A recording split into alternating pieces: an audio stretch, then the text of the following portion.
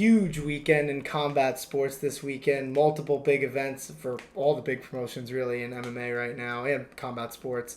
UFC 320, BKFC 82, which we obviously went to. Check out our vlog if you didn't already. And PFL Dubai, main event for that one, Usman Nurmagomedov versus Paul Hughes 2. We'll get into all that. But first, I think we have to start with the UFC and just the multiple historic moments on that card. And to start off with the main event, in case you guys haven't seen it, spoiler alert, Alex Pereira gets his revenge on Magomed Ankalaev in spectacular fashion, knocks him out in 80 seconds in the rematch to regain the UFC light heavyweight title. Alex Pereira is now a 3-time UFC champion, and it's actually, is it 4 times? Because he won the first one, then he lost it to Adesanya, regained it, so that's 2. Won it it's 4 times. Yeah, 4-time champion. That's insane. I was reading the outline, and I was like, actually, I think I'm wrong on that one. But yeah, man, 4-time UFC champion.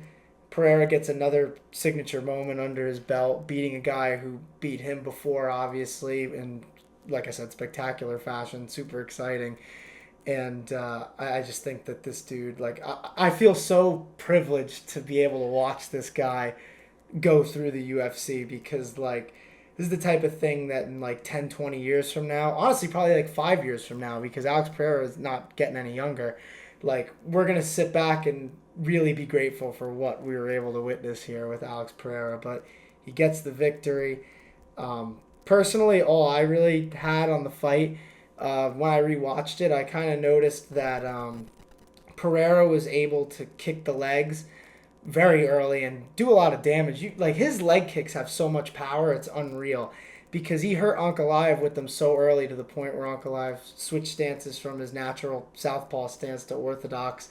And he just didn't look as comfortable. And then, obviously, Pereira catches him with that massive right hand. Ankalaev shoots immediately, but he's not shooting from a stance of strength.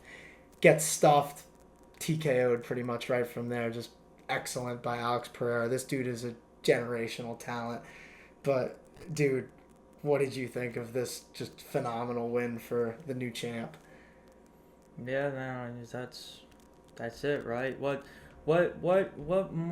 much more is there to really gather from an 80 second just dominant knockout?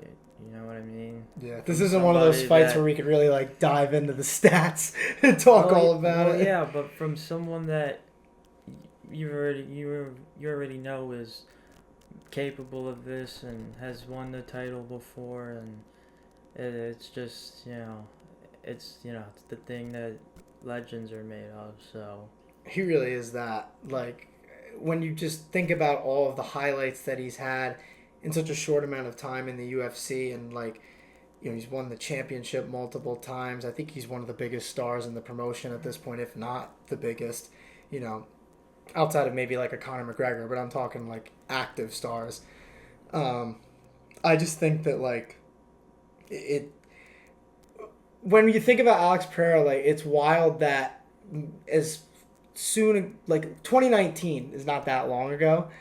And, he wasn't in the UFC at that point. And, now it's 2025, 5, 6 years later. And this dude has been a UFC champion 4 times, has knocked out some of the best fighters of the modern era.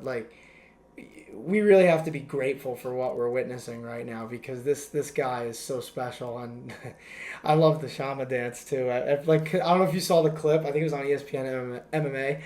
And it was Alex with the Brazilian commentators right after the fight, and they were trying to interview him, and he just starts to dance, and he's not even listening to them ask the question, I think, and then they go right with it. But I love it, man. This guy, I get so excited every time he fights, and I think he said he hurt his foot in this fight, which sucks because he's probably going to be out now for a little bit. And you really can't blame him. This guy was so active during his last title reign.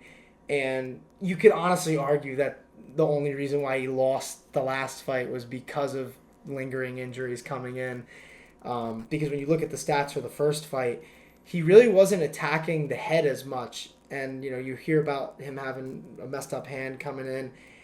I don't, who knows in MMA? I think everybody goes into a fight at least with some lingering injury, but the stats kind of back up that he might have actually had a problem because he wasn't throwing to the head as much as he did in the beginning of this fight.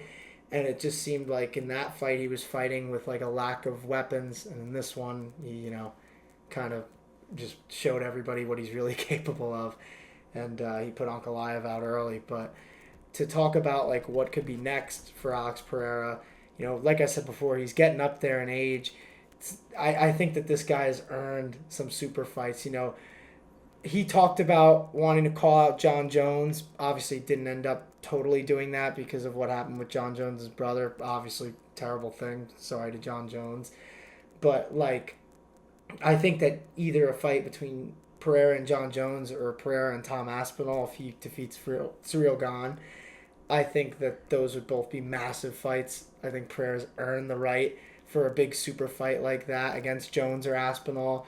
And I really think it's likely that we do see that next. Just because I don't. Why, though? I don't. Who do you think he I fights? don't. I was about to say, like, Maybe Ulberg. in terms of super fights, how many super fights are really out there, first of all? You don't think Name Aspinall two and of them. Jones are a super fight? Either of them.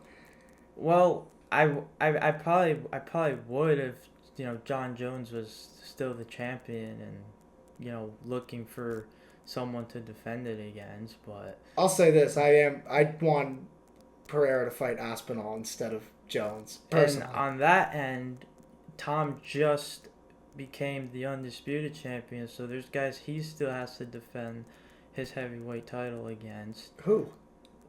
Well, I mean, When he beats Gane, who? that, well, then that's a bit. That's don't what I you think mean, that's a big? Don't you think that's a bigger problem than within the heavyweight division if there's no one else after Ciryl Gane. Oh, yeah. And then if 100% agree and with what if that, Ciryl Gane wins? Then no one's calling for Ciryl Gane versus Alex Pereira now, are they? Well, do we really think that Gane is winning that fight? I mean, there's a reason why I said it's either going to be against Aspinall or Jones, even though Aspinall has a fight. Don't get me wrong, Ciryl Gane's an excellent striker, but he has not proven that he's gotten any better on the ground than he was against John Jones. And we've seen Tom Aspinall grapple, and he's able to do it pretty damn well. Stylistically, I'm not sure if Ciryl Gane can get this one done. But because the reason why I think that it's more likely that we get a Pereira fight at heavyweight is because at light heavyweight, I don't really know if there's much of a fight that you could really sell with Pereira anymore besides maybe Carlos Ulberg. And I wouldn't mind if they booked that fight next because at the end of the day, Pereira is the champion at 205 again. He does owe it to the contenders to give those right ones a shot. And I do think Carlos Ulberg at this point has earned a shot at the title. But if they don't give it to Carlos Ulberg, I think you got to make a super fight with Alex Pereira against, probably Tom Aspinall. He wants John Jones, like you kind of said. I don't think that's very likely. But I do think a fight between Aspinall and Pereira is possible if Aspinall gets the win against Gane. And personally, that's the fight I want to see the most. Sure, Pereira versus Ulberg would be a fun fight, but that's not a super fight. Aspinall versus Pereira would be a super fight. And, they're talking about rumors like that could be a possible UFC White House headliner if the timeline lines up there. I wouldn't mind seeing that. I just think that Pereira, he's getting older. He's in his late 30s. What's the point of waiting around on a super fight for this guy? I mean, he's earned it. He's done so much for the company in such a short amount of time. Well, when is that White House card even supposed to happen? I think June 14th. Trump just talked about it. June 14th. Yeah, it's on Trump's birthday, which I don't even want to get into. So, but what is that? That's 8 months. Well, you got to think too. Pereira's, he said he's injured his. He said it was his foot, right? So he's going to be out for a little bit. Aspinall's fighting. It's the next pay-per-view, right? Do you think Pereira versus Ulberg happens before then? It's possible. I think it's. I don't know. I mean, it really depends on what the UFC wants to do. I mean, if they want Pereira to defend at 205, then I think, yeah, definitely. But if they see the same thing that I think me and probably a lot of I fans wish, see. apart from John Jones, obviously, but man, I wish Hamza versus Pereira was possible because I think that Yeah, in itself is a fight that uh, people would kill to see. I feel like And Pereira doesn't want that fight though. no, he That's a shouldn't. tough one for, and stylistically, I mean, that dude's such I a think, nasty wrestler, and yeah. Hamzat. Well, he's past the middleweight division anyways, and I don't know Hamzat. I think Hamzat still has a lot of more heads to like. Alex Pereira has the MMA universe just bowing at his feet at this point. Like the guy stands alone as far as just uh, how important and much of a fan favorite he is. Where after Hamzat just beat DDP how he did, I think Hamzat still in the public eye. Has a few title defenses to go before people are really like, yeah, I get this guy a super fight. Well, even too, like even if he starched DDP back when they fought, like Hamzat still has a lot of middleweight contenders to deal with. Alex has already fought a lot of the top light heavyweights. That's the thing with him. Like outside of Ulberg, there's really not anybody else for him. Maybe Yuri, as we'll get into, but Alex has already beaten Yuri twice. And with Hamzat, there's still Imavov who's out there. You have the fight with RDR still coming up, and if he wins, I think he'd be right up there. So it's just I think that Hamzat still has more to do at 185 before he gets like an opportunity against someone like Pereira. But the thing is, who knows how much longer Pereira's going to be around. Definitely, sure, definitely, but at the same time, when you destroy and dismantle the reigning champion to win the title the way he did, it pretty kind of reassures you that yeah, he could probably beat anybody. Yeah, I mean, I agree. I remember we talked about it back in August when they fought. I mean, I still don't know who beats Hamzat. I still think that Anthony Fluffy Hernandez has the best chance, and Anthony's injured, so Yeah, that's not happening anytime soon. well, And it's interesting. I don't know. See that, I think it puts UFC in a, which I think is a good thing because they should really push as hard as they can to make that marquee super fight that's gonna sell big and stuff like how pay-per-views used to sell before this era comes to an end, and that's the fight that they need to do it between Aspinall and Pereira. So I think it's the biggest fight they could really make right now, maybe besides like Islam Makhachev versus Ilya Taporia, which I think more needs to happen for that to line up. Obviously, Islam's going to be fighting for the welterweight title soon. We'll see what happens after that. But overall, I mean, to put a bow on it, I really think that Alex Pereira, he just did something special the other night, and it's very cool to watch him. And like I think that there's a reason why he's one of the biggest stars in the sport right now, and it was super exciting to see him get that revenge and get the win. Before we do move on, though, do we think that an Ankalaev trilogy is likely? Because I personally don't. you don't. I think Ankalaev isn't going to get it immediately. I think that he's going to have to win a couple fights, which sucks because he can't get it immediately after this. Yeah. But there's people arguing for it, man. I don't agree with them, but it's out there. I mean, because I don't understand that part. Well, their reasoning. If they saw a full 5-round fight in which Ankalaev, or I should say Pereira, wins by a particularly significant margin, I don't think people are going to be really calling for the trilogy like they are like this.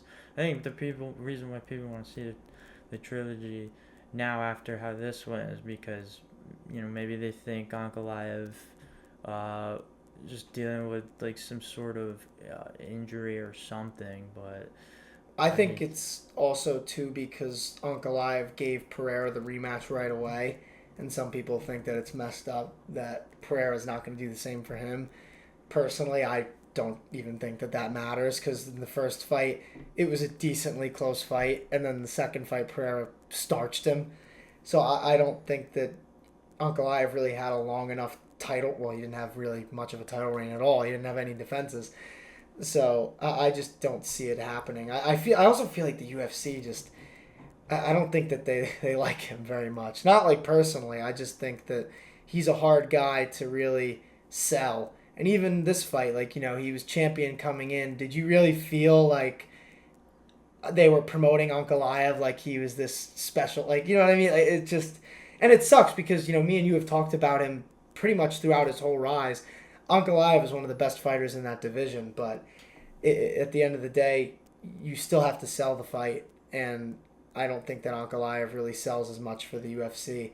I think that Pereira was really the driving force behind this pay-per-view, and which is crazy considering he's the contender coming off of a loss.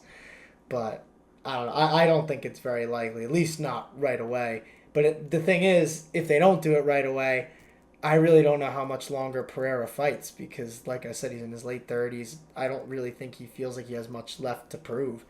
So you think he? I mean, I think he's gonna be one of the fighters that goes out on top. I could see it. Whether it's after a win and he retires right then and there on the spot, but.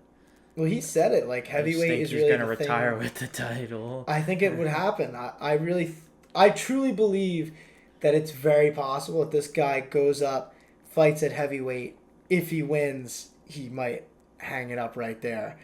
I hope not, because I love watching Pereira, man. But if he does go up to heavyweight and beats Aspinall, maybe John Jones, maybe. But this is me, like... That would be so... Like, what does Alex Pereira already walk around at? You have to think. I mean, he was... I gotta say this. How the hell did that guy ever make 185? Because he's a big light heavyweight, and that's 20 pounds up. Like, this dude not only, like, was fighting at middleweight, he was making championship weight. So it's not like, he was like Kelvin Gastelum weighing in at, like, 192, which, by the way, I can't isn't that crazy to think about, that Pereira made championship weight and Gastelum's out there missing weight by 5 pounds? And, hey, we love Kelvin Gastelum here, but at the same time, it needs to be said. But yeah, I think that right now, especially after this big win, the world is really, at Pereira's feet, and he could do whatever he pleases. And I think that the UFC is probably going to be willing to appease him a little bit, like I said, considering he's getting a little old. Like, how does first of all, you asked this with anybody who stands with Pereira already. How do you stand with someone like that? But a guy coming up to heavyweight, with Aspinall already being the natural heavyweight, how does he stand? How does he strike with someone like that and either one, not get tired, or two, get caught? I'm not sure how it looks on the feet, and I'd be curious to see what weight Pereira would come in at heavyweight.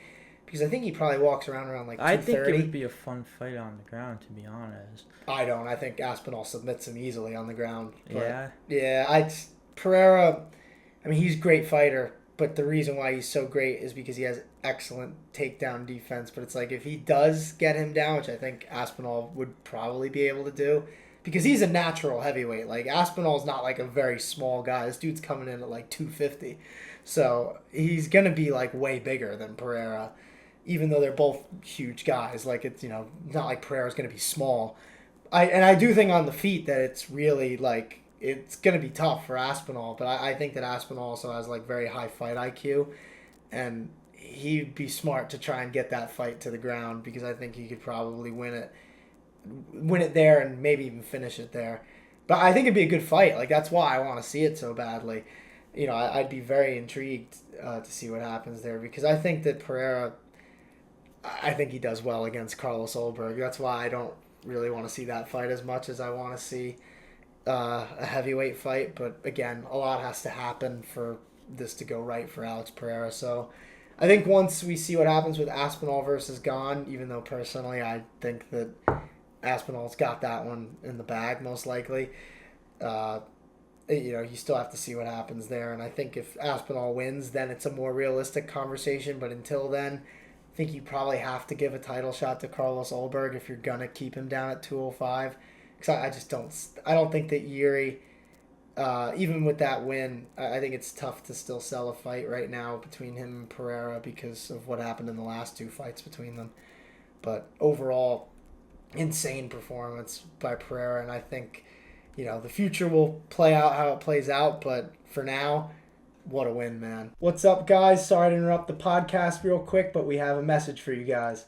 If you enjoy the Her Hamblers content, you want to see more, consider subscribing to the channel, leaving a like on the videos, all sorts of fight content as much as possible, podcasts, interviews, vlogs.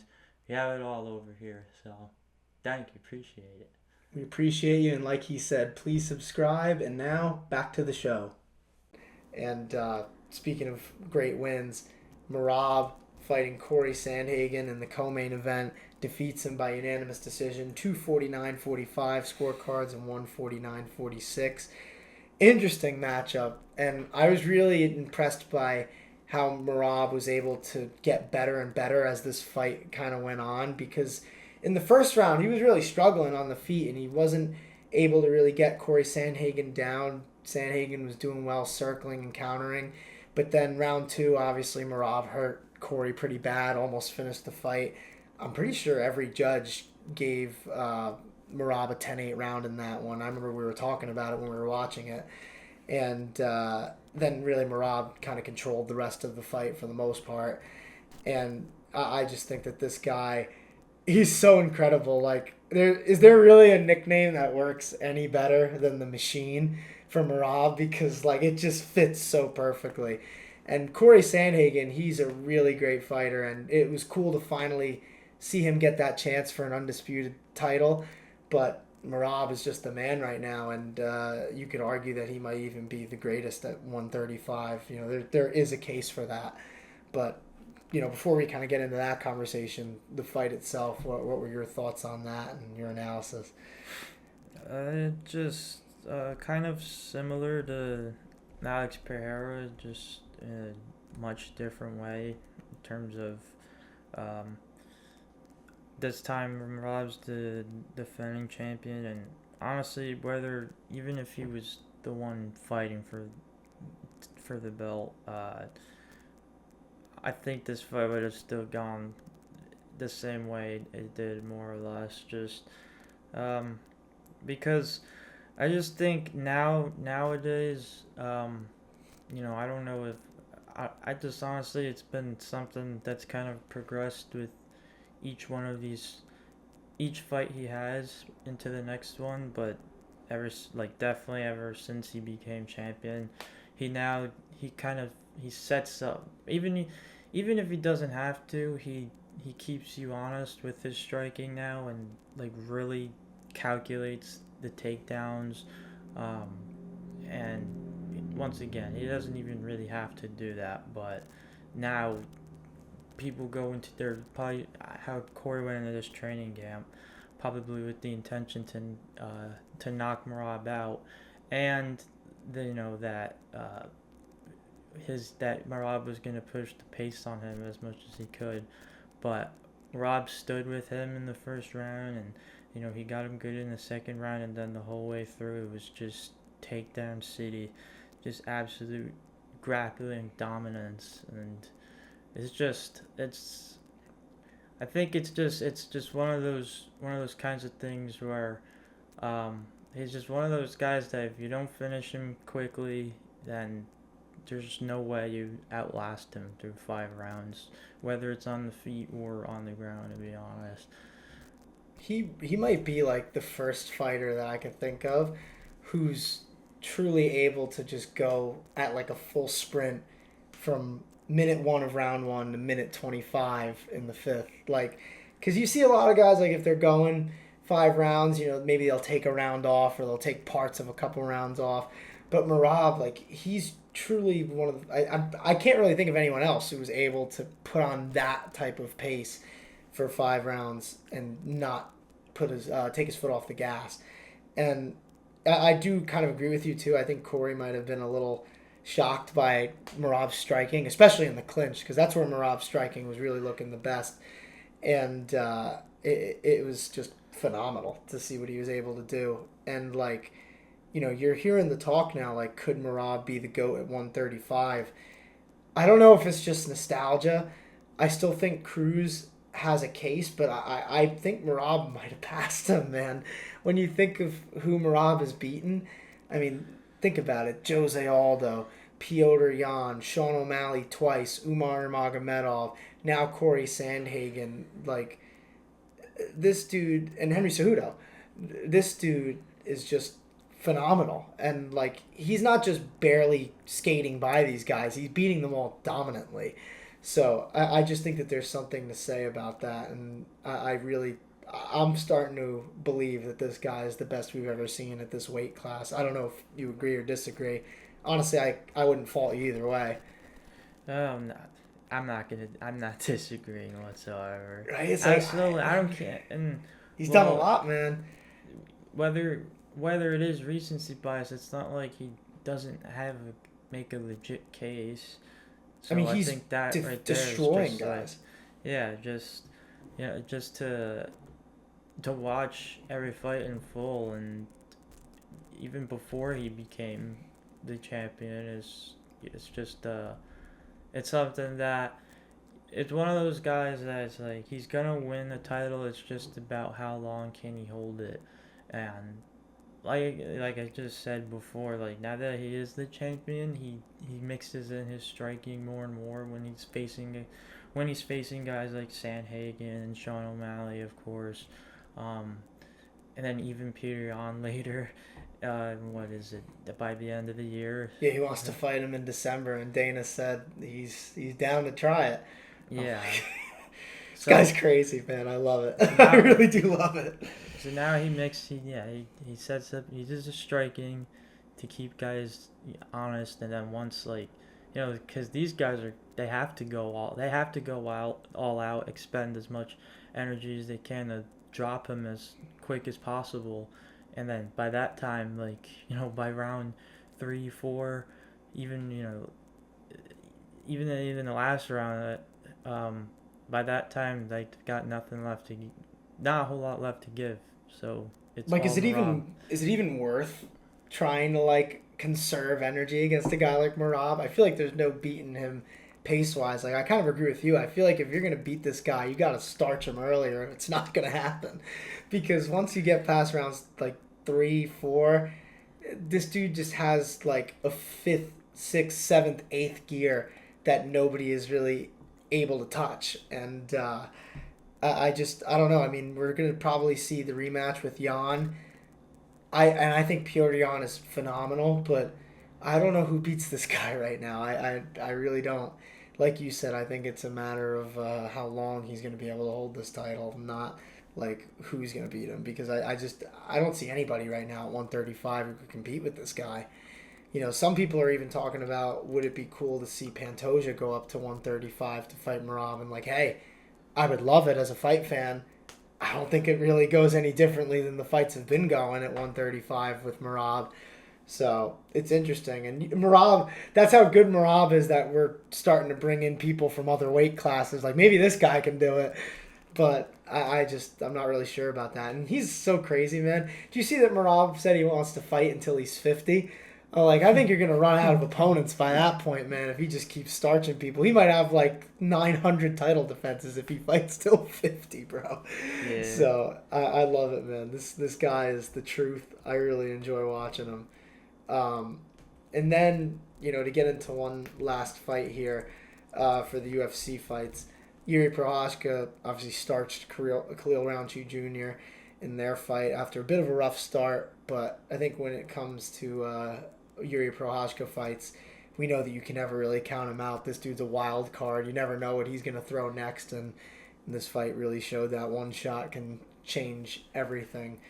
But with him, the conversation gets interesting because obviously he had a spectacular finish against Khalil Rountree, but do we think that Yuri is able to get another title shot now that Pereira is champion again? I think you could sell it, just because Yuri is another one who's a huge star, just like Alex Pereira. But, when you're talking about competition, I still do think that Carlos Ulberg deserves it more if Pereira is going to stay at 205 for his next fight. And that kind of puts Yuri in a weird spot because he just got a spectacular win. And I really do think that this was meant to be a type of title eliminator fight. But I don't know if this gets Yuri the title shot just because of how many times he's fought Pereira already. I don't know what you think about that one.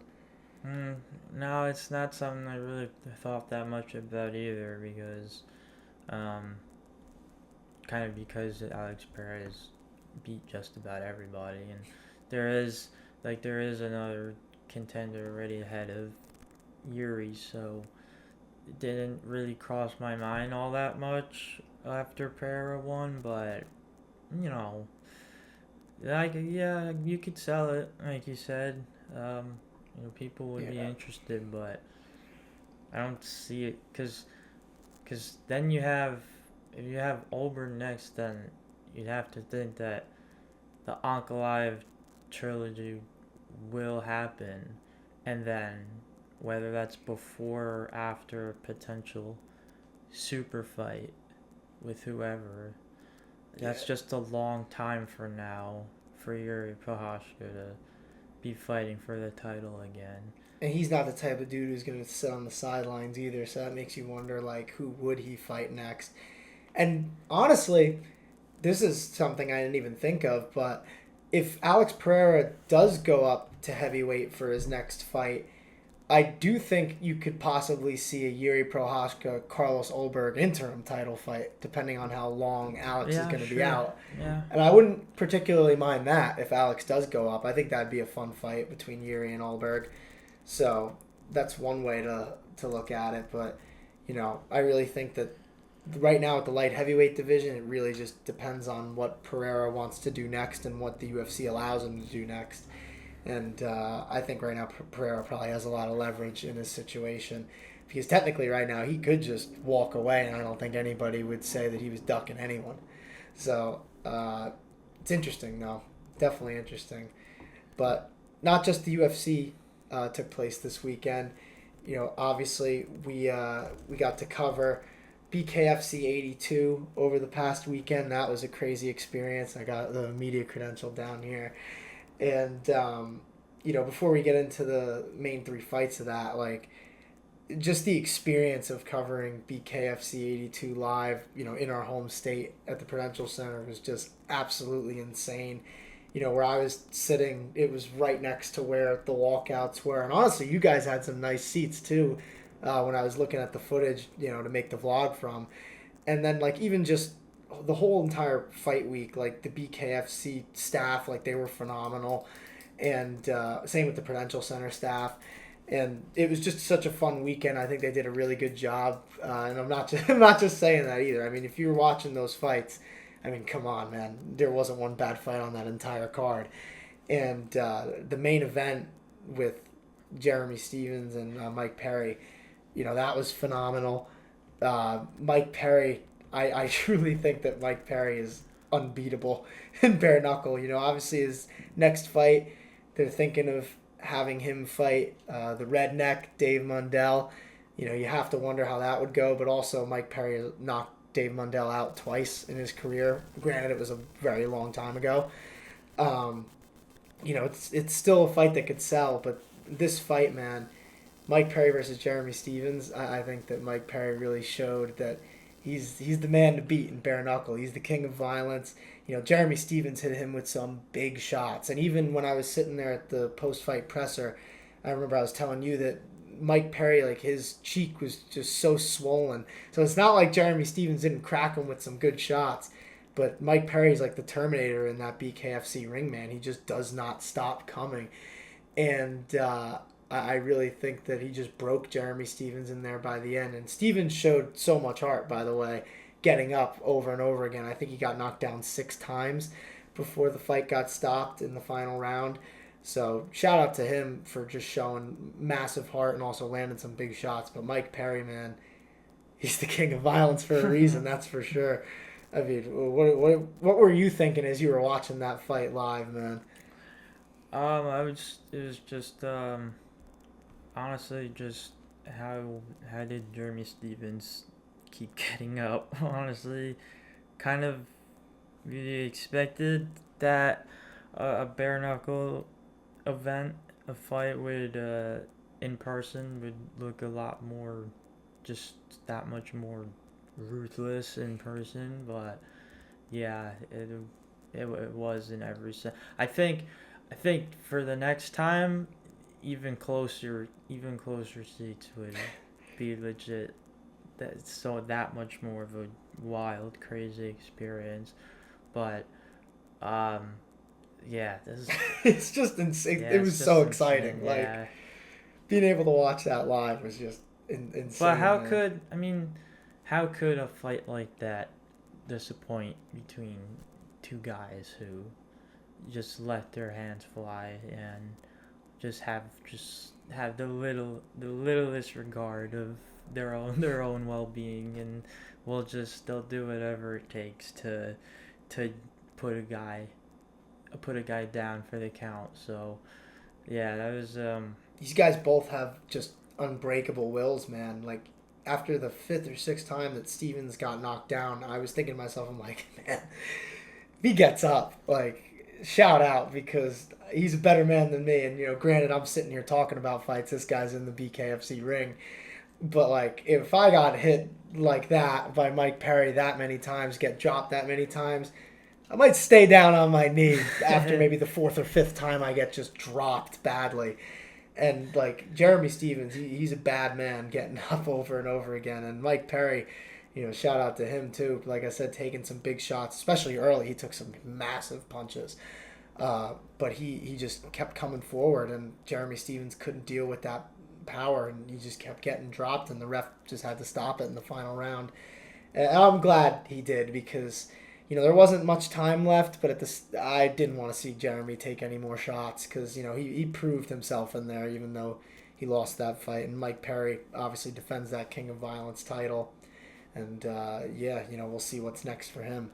But then the co-main event, man, talk about violent finishes. Christine Faria versus Jessica Borga. And this fight, for the first ever Queen of Violence title, two massive stars inside that promotion. And Faria, going up in weight to fight Borga, which is obviously a tougher task. And she struggled a little bit early. I thought that Borga did a good job early at kind of keeping her range, landing the jab a lot. But Faria was countering quite a bit. And I think midway, like through the second round, well, obviously she dropped her in the first. But like in the second round, I think Faria was starting to land a lot more consistently with those counters. And then she was actually starting to throw her own jab quite a bit more. And she was landing it. And you could see the damage building on Borga's face until obviously that massive shot that destroyed Jessica Borga's nose and ended the fight pretty much. Just unbelievable finish. And, like we've been saying for the entire BKFC card, like just pure violence, man. And, like, I loved watching that. And, dude, like, where we were sitting in the media section, like, we heard that shot. Like, just the... And like right when we saw her turn away, we're like, oh, that's it. Like it's over. Like that was brutal. Because I remember I thought that she broke her orbital in the moment until they, obviously she got back up and you could see her nose was facing the wrong way. I was just like, oh man. So Christine Faria, I mean, shout out to her. I mean, one of the best bare knuckle fighters on the roster, and getting a huge win like that over another champion.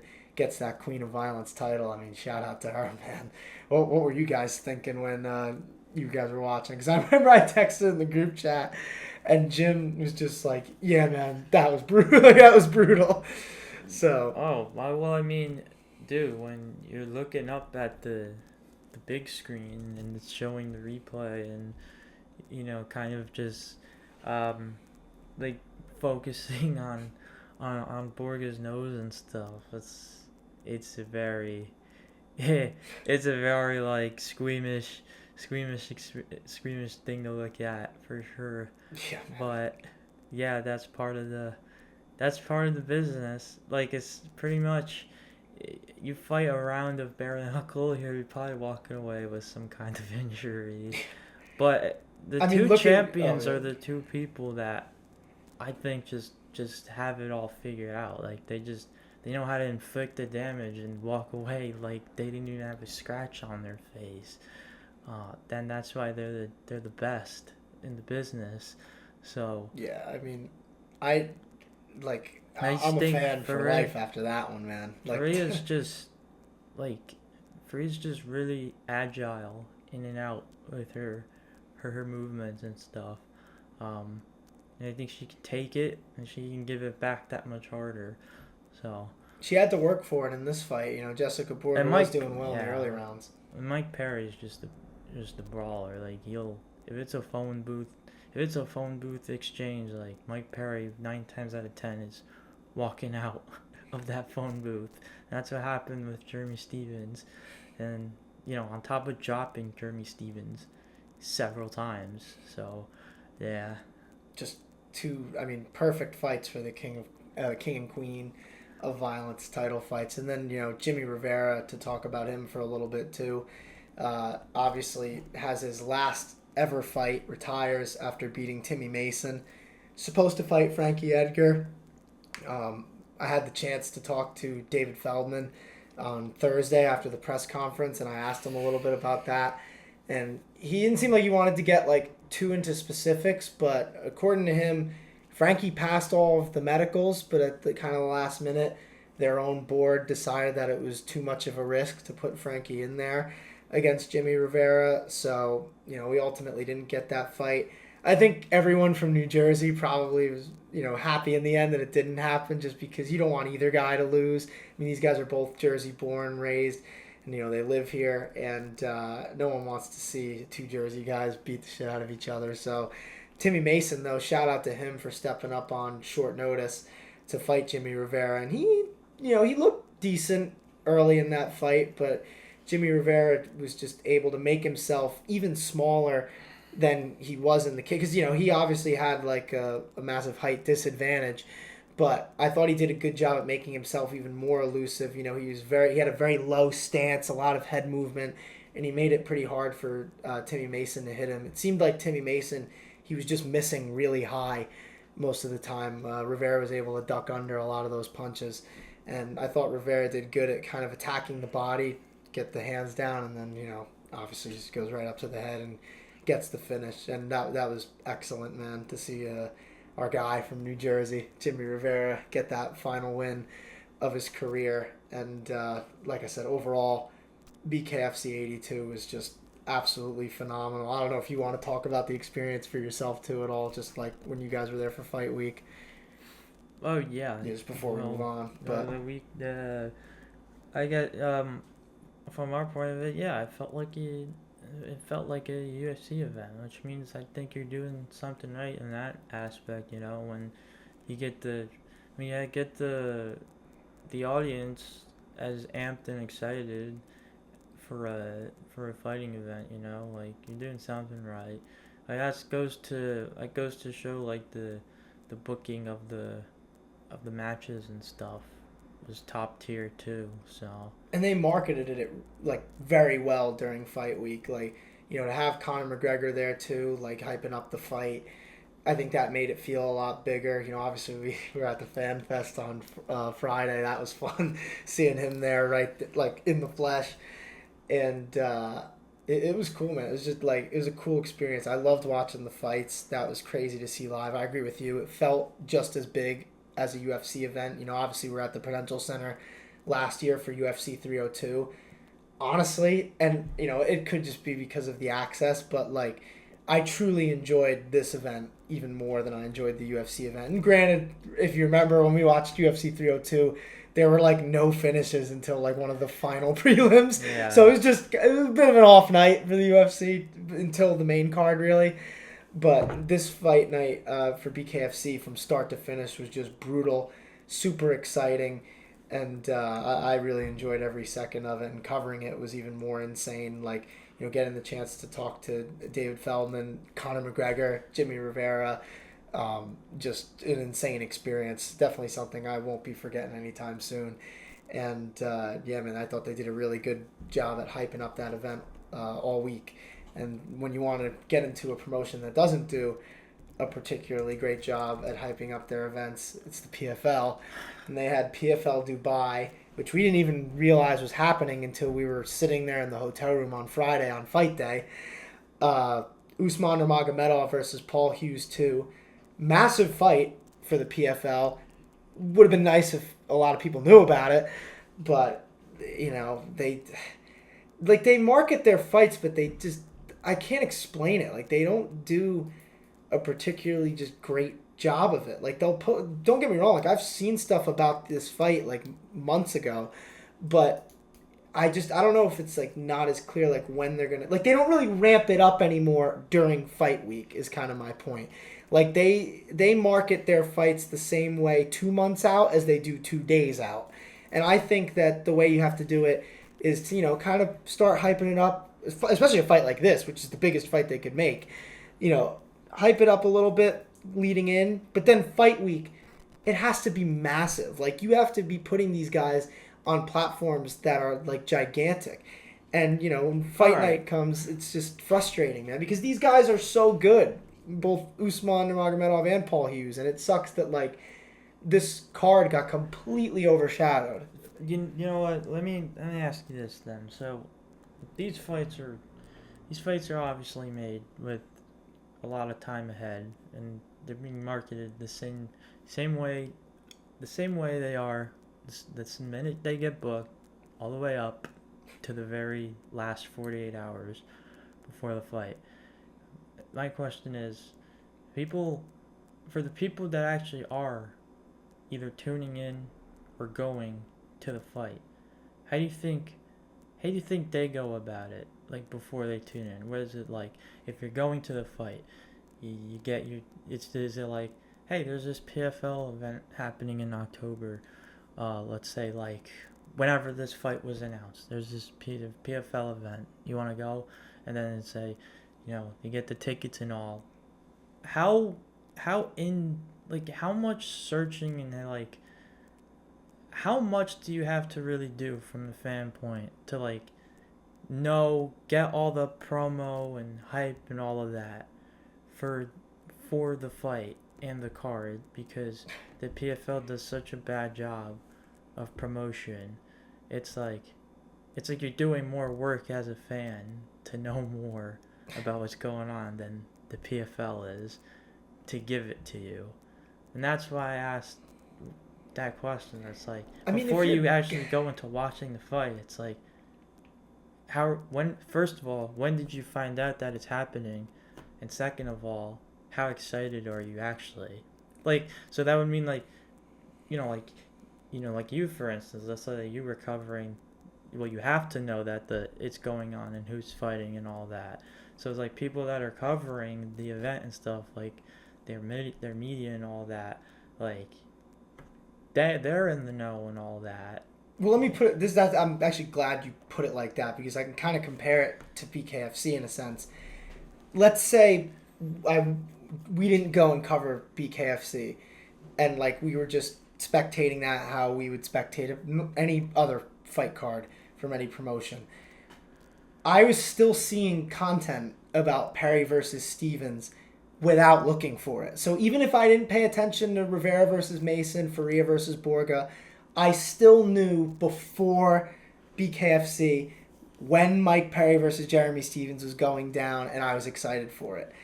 Usman Nurmagomedov versus Paul Hughes 2. Massive fight for the PFL. It's great that they booked it.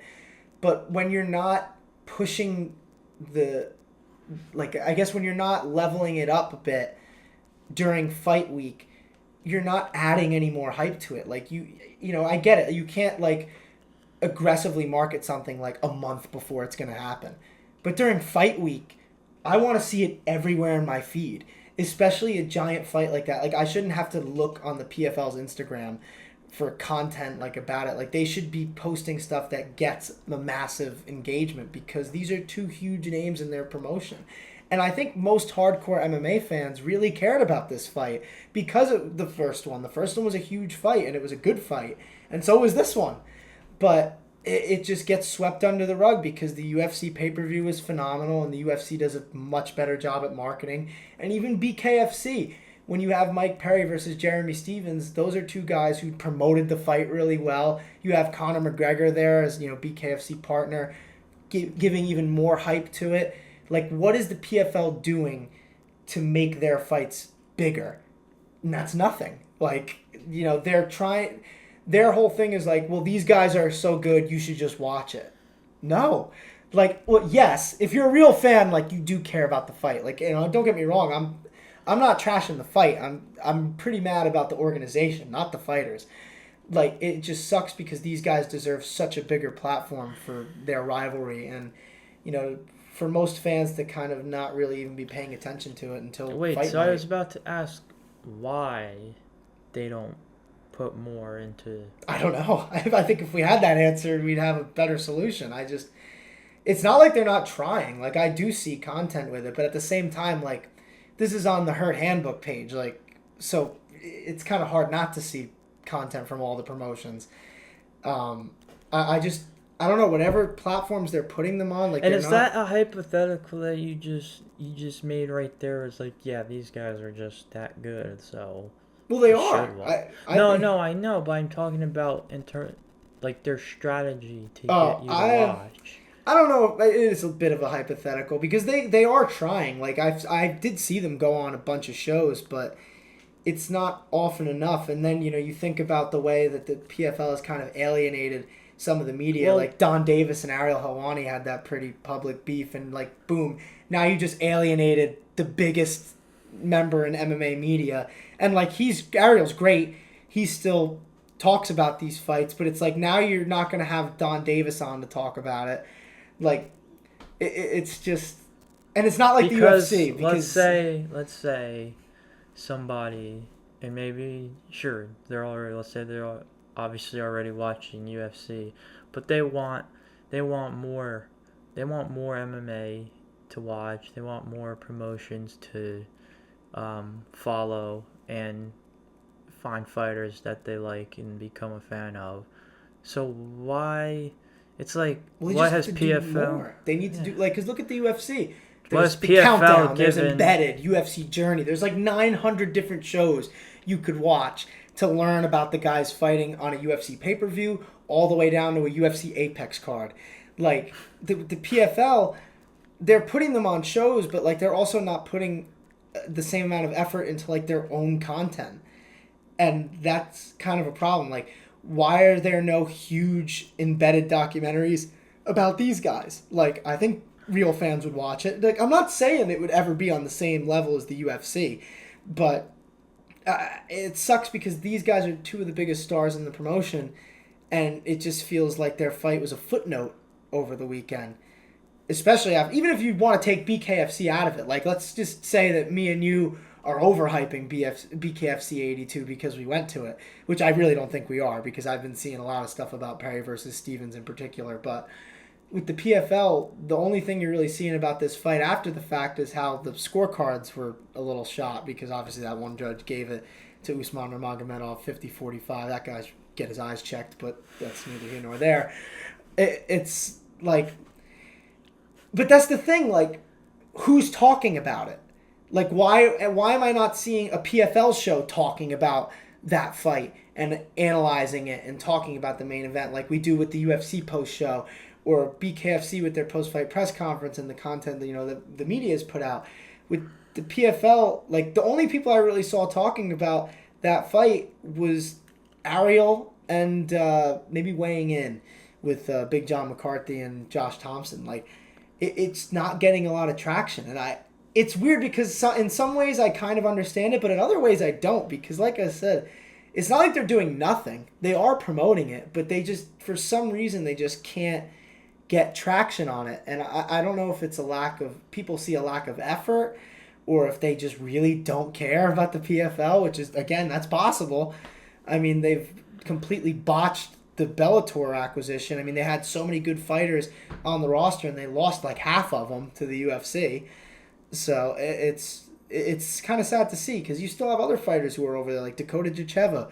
She's another one who's phenomenal, and she's just going to be sitting there in the PFL having maybe one big fight every other year, and like that's just a waste. Like it's a waste. Same thing with Usman Nurmagomedov and Paul Hughes, two really good fighters, and at the end of the day, when people are talking about the best lightweights of this era, neither of their names are going to come up, even though you could probably argue that probably Usman Nurmagomedov deserves to be in that conversation, but the PFL hasn't utilized him very well, and the one time that they could utilize him well against Paul Hughes, it kind of falls flat a little bit. And it's just tough to see. I don't know. Like I really, if I had an answer, I would say it. I wish there was something that I could say they could do that would make people care more. But I do think that people kind of disrespect them a bit. Well, I think we're past that point now where I don't believe that there's a whole lot they can do from this point forward that they either haven't already done or that they could have done but they didn't. So well, let me kind of just now like I think like, hey, they understand that they're the number 2. They're supposed to be the number 2, and they're just going to be stuck at the number 2. Well, the problem with the PFL is not only that they're the number 2 and like way below number 1 in the UFC, but they've shot themselves in the foot so many times. Like, think about that literally. If you shoot yourself in the foot once, maybe the doctors can repair it. If you shoot yourself in the foot 20 times, they're not putting your foot back on. Like, that's kind of what's been happening with the PFL. They've had so many moments that just gives them bad PR. Francis Ngannou's only fought for them one time in the years that he's been there already. You have fighters complaining about not getting fights, and then they get released. You have them beefing with the media who are trying their best to help them, but it's kind of hard to give them good press when they're not giving you a reason to give them good press. And I just think that they've hurt themselves so much that even if they do phenomenal promotion and a phenomenal job for the next 2-3 years, I don't know if more fans are really even going to care, because they've already shown that they're not on that level with the UFC. And they had the potential to be, but they completely wasted that opportunity. And I'm not sure that fans are ever going to forget how badly they messed that up. I wish they would, because it sucks for the fighters. I truly just feel bad for the fighters. The company I have no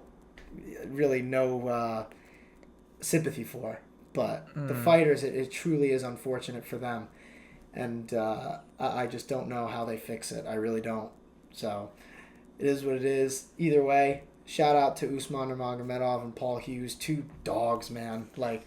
And they had another great fight. I'd love to see them fight a third time.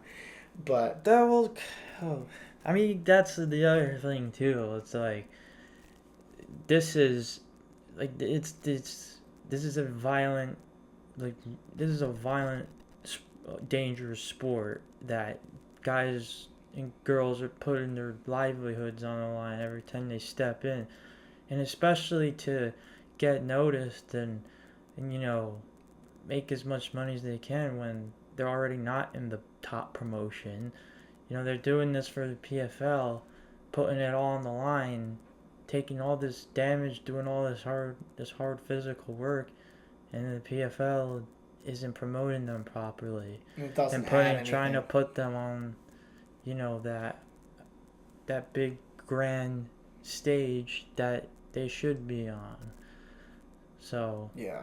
That's the other really thing. That's the other way you can empathize with the fighters, like just the actual just performance itself, like how it's just going completely under the radar, and it's like 2 guys are putting it all on the line, Yeah, and they get nothing for it on their legacy to the fans, because they just don't see it as the same level. And it also doesn't help too, like when the PFL releases a few Bellator guys and they all go to the UFC and get manhandled. But that you could argue that's the UFC doing that strategically, but you never know. But yeah, man, it just sucks, because the PFL, they truly do have some really good fighters on their roster, and I would love to see them really get promoted as such. But I think they've kind of alienated the fan base too much at this point. So hopefully they can improve it, but I'm just not sure how. But anyway, we talked about a lot of fights on this one. Like I said, UFC, BKFC, PFL. Next week, we have UFC Rio, Charles Oliveira versus Matus Gamrot. Can't wait for that fight, man. That's a really good one. And that's going to be fun to cover. So until then, we have, like I said, we had a bunch of content this past week from BKFC 82. We put out our vlog yesterday, so make sure you go and watch that if you haven't. Have a bunch of other content up from the past weekend that you guys definitely want to see. If you enjoyed this and if you enjoy our content, please leave a like on the video, comment, subscribe, and we'll see you guys next week for UFC Rio.